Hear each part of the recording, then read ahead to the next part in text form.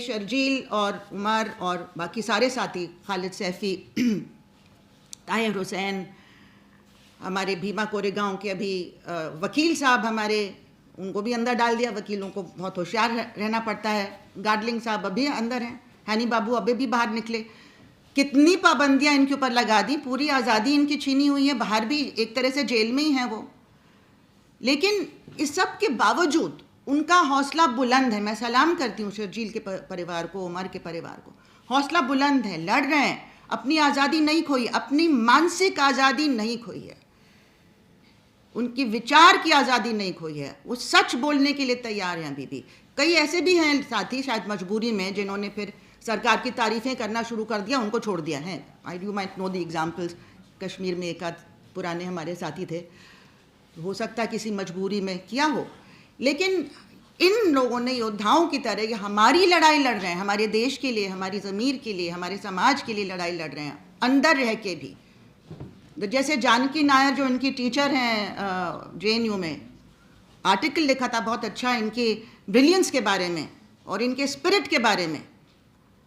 और वो कहती हैं एंड में एक महमूद दरवेश के पोएम को कोट करते हुए, जिसमें वो गार्ड जो खड़ा होता है प्रिजन सेल में कहता है कि भाई ये कैसे आया, ये हवा कैसे आई, ये पानी कैसे आया, सूरज कैसे आया। तो क्योंकि मैं इधर से लाया उधर से लाया, मतलब वो पूरी पोएम आपको पढ़नी चाहिए दोबारा से।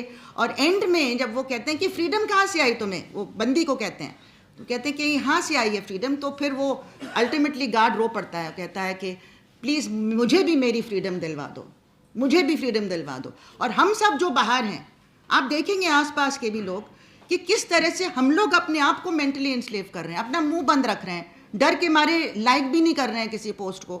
यूनिवर्सिटी में हम देख रहे हैं क्या हाल हो रहा है, पूरी बर्बादी छाई हुई है वहाँ पे, फिर भी लोग बाय एंड लार्ज चुप रह रहे हैं। तो हम अपने आप को प्रिजनर बना रहे हैं, हम अपनी मौत के पहले ही मर चुके हैं, और जो हमारे लिए लड़ रहे हैं वो जेल की सलाखों में बंद है। तो हमको उनसे लेसन सीखना है। अभी भी हमको लीड कर रहे हैं अंदर से, और उनके परिवार हमको लीड कर रहे हैं। और हम सबको अपना करेज, क्योंकि माया अंजुलू ने कहा था कि आपकी कोई भी वैल्यूज़ आप प्रैक्टिस नहीं कर सकते हैं जब तक आप में करेज ना हो। इसीलिए इनसे डरते हैं, क्योंकि ये करेजस लोग हैं, ये लीडर्स बन सकते हैं, ये इंटेलेक्चुअल लीडरशिप भी दे सकते हैं, इसीलिए ये पीछे हैं। आप चाहते हैं कि आप इस देश को गुलाम बना दें फिर से।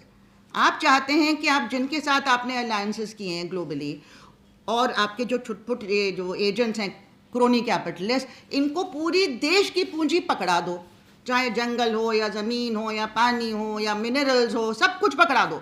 उसके लिए आदिवासियों को ख़त्म करो, जो आवाज़ उठाए उसको ख़त्म करो, और माइनॉरिटीज़ को टारगेट इसलिए करो कि जैसे हिटलर ने देखा था कि this is the best way to generate power, नफरत। दी अदर, कोई जो अगर मुसलमान नहीं होते तो इन्वेंट किए जाते, उनको दुश्मन, किसी को दुश्मन बनाना ज़रूरी है। तो दी अदर को आप दुश्मन बना के आप लोगों को की आंखों पे पट्टी बांध सकते हैं, आप आपस में लड़वा के आप अपनी लूट कंटिन्यू कर सकते हैं। तो this is what is happening. लोगों को अपनी आंखें खोलनी चाहिए, और हमारी ये लगातार कोशिश रहेगी। एक दिन में कभी भी कुछ नहीं होता है। आज हम कुछ बीज बोते हैं तो पेड़ उगने में टाइम लगता है, लेकिन आज अगर हम नहीं लड़ेंगे तो फ्यूचर जनरेशन्स हमसे सवाल करेंगे कि आप क्या कर रहे थे। अपनी ज़मीर को हमें साफ रखना है, इसलिए ज़्यादा से ज़्यादा लोगों को जुड़ना है, ज़्यादा से ज़्यादा लोगों को प्रोटेस्ट करना है, ऐसी सभाओं में भी आना है, और जहाँ भी हो सकता है बात रखनी अपनी। और कहीं ना कहीं मुझे यकीन है कि ये जो हालात हैं ये बदलेंगे, रिहाई भी मिलेगी, और हमारे समाज में भी परिवर्तन आएगा। कि कितना भी हम तर्क दें, लॉजिक दें, फैक्ट्स दें, वो सब नाकाम हो जा रहे हैं। मतलब ऐसा नहीं है कि जुडिशरी को नहीं मालूम है ये सारे फैक्ट्स। खुद ही जुडिशरी एक दिन कुछ कहती है, दूसरे दिन कुछ और कह रही है। कि लेंथ जो है आपका, जो कितने पीरियड के लिए आप इनकासरेटेड हैं, अगर वो क्राइम बड़ा हीनस है तो फिर वो लेंथ बढ़ाया जा सकता है, और अगले दिन कुछ बिल्कुल उसके उल्टा कहती है। बिल्कुल जैसे कि आप लोगों ने शायद पढ़ा होगा बचपन में Alice in Wonderland, trial of the Knave of Hearts, कि आपको तय करना है कि गिल्टी है किसी हालत में। तो जितने भी तर्क दिए गए हैं कि भाई ऐसा तो नहीं हुआ था, कुछ और हुआ था, लेकिन कंक्लूजन आपको वही चाहिए। I hope it will not be like that. अभी भी हम लोग को थोड़ी सी उम्मीद रहती है, लेकिन हर बार जब इस तरह की बातें आती हैं फ्रॉम दोज जिनको हमें हमारी लिबर्टी को प्रोटेक्ट करने की जिम्मेदारी दी गई है, तो दिल थोड़ा बैठ जाता है और ज़्यादा। और यहाँ पे आप देखेंगे कि हमारे जो कॉन्स्टिट्यूशन के बेसिक प्रिंसिपल्स हैं, लिबर्टी, इक्वालिटी, फ्रेटर्निटी के तो जो कम बात करें तो अच्छा है, क्योंकि जिस तरह से पॉलिटिकल लीडर्स नफ़रत कूट कूट के उनके स्पीचेस में भरा है, हर काम में भरा हुआ है। और लिबर्टी मतलब आपके बोलने की आज़ादी, डिसेंट करने की आज़ादी भी क्रश हो रही है। और इक्वालिटी पे मैं बात करना चाहती थी, कम से कम जुडिशरी को देखना चाहिए कि इक्वालिटी बिफोर द लॉ है, लेकिन आपकी तरफ से जहाँ पे आप देखेंगे कि इसी इंसिडेंट में जिन्होंने दंगों का कॉल दिया, आई मीन एक्चुअली गोली मारो का कॉल दिया, तो वो बात, उस बात पे कुछ भी उनको नहीं किया गया, वो मिनिस्टर बने बैठे हुए हैं। और अगर किसी जज ने हिम्मत करके कहा कि इनके खिलाफ एफआईआर किया जाए, इनका वीडियो देखिए, तो उस जज का तबादला कर दिया गया ओवरनाइट। तो ये सब तो पॉलिटिकल लीडरशिप की इंटरवेंशन की वजह से हो ही रहा है।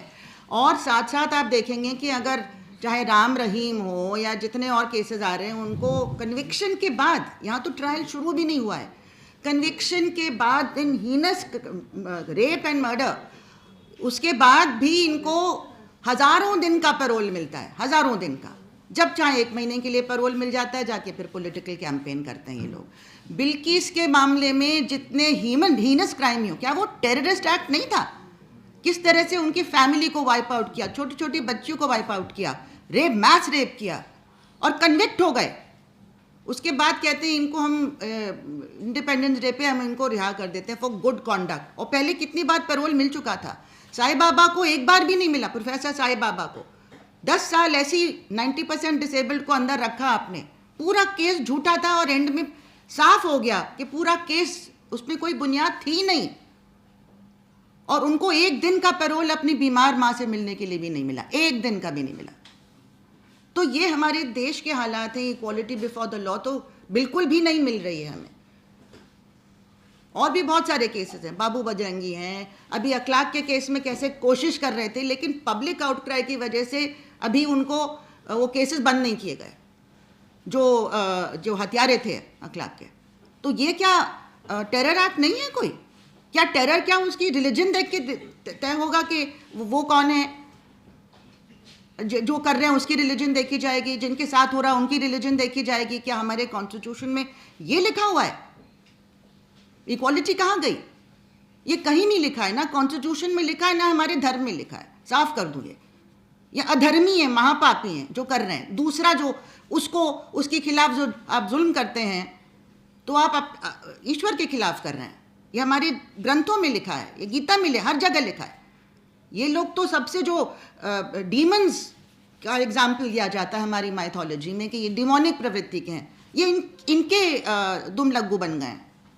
समझ नहीं रहे जनता समझ नहीं रही इस बात को, ब्रेन वॉश हो रही है। और हमने ये देखा है, पहले भी देखा है, ये इस सरकार के साथ नहीं शुरू हुआ है। आपने इतने सारे एग्जाम्पल्स दिए, 84 का एग्जाम्पल भी था, हमने सब ने देखा क्या हुआ था। और लोग उस टाइम पे भी पागल हो गए थे, अच्छा हुआ कह रहे थे। तो हमारे अंदर ये कैपेसिटी है कि हम मॉन्स्टर्स बन सकते हैं, हम दूसरे की ह्यूमैनिटी ख़त्म कर सकते हैं, छोटे छोटे बच्चों का कत्ल जस्टिफाई कर सकते हैं। पैलेस्टाइन में क्या हो रहा है? तो जिस तरह से इजराइल की जनता को ब्रेन वॉश किया गया ओवर द ईयर्स, तो हमारी हिंदुस्तान की जनता को भी ब्रेन वॉश किया जा रहा है। और आप देख सकते हैं सारे एग्जाम्पल्स के क्या क्या, वो चाहे वो वेपन्स के मामले में या ड्रोन्स के मामले में या बार्ब्ड वायर के मामले में या डेमोलिशन के मामले में, इजराइल से बहुत कुछ सीख रहे हैं कि ऐसे करोगे तो आपका काम बन जाएगा।